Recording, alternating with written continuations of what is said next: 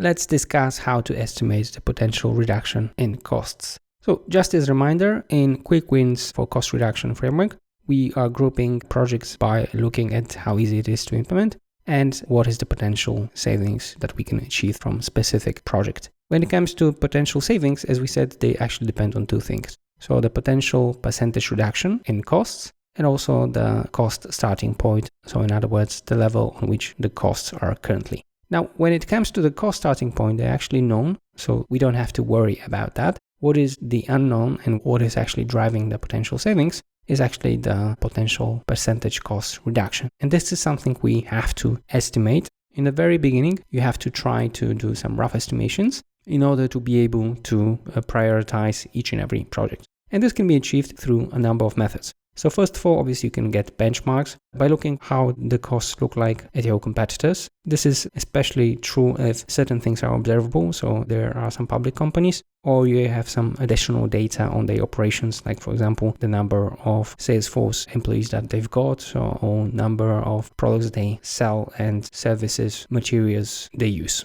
You can also, in some cases, carry out one-day audit that will help you to gather certain information and see what are the inefficiencies. This can be applied in a situation where the thing is easily observable.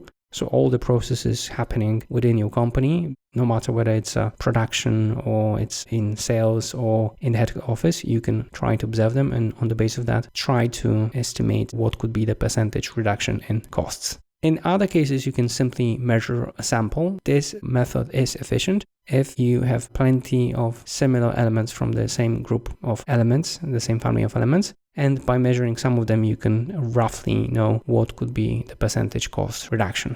In other cases where the area is not that observable, I would recommend finding some experts and asking them. They, to some extent, will provide you some benchmarks from other companies, but also they will give you the impartial view after seeing many different operations, not only one. Bear in mind that if you're looking at your own data, you only are seeing the gathered knowledge by your own company. Usually experts have access to different sources of information. Similar to that, I would ask suppliers of tools, especially IT solutions, machines that you're using in production, for some benchmark and also for some suggestion what could be the percentage cost reduction.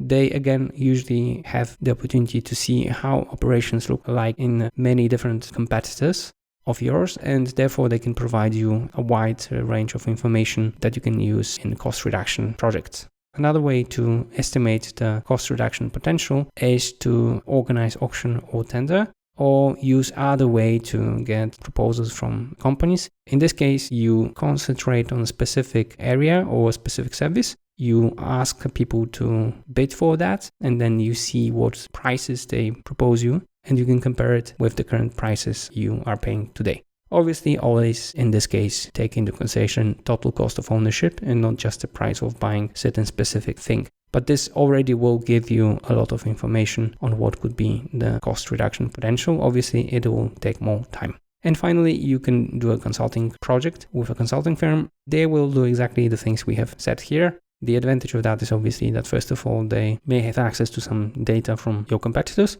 And obviously, they provide you with resources to carry out those things. However, most of the things we have mentioned here, you can actually do it on your own.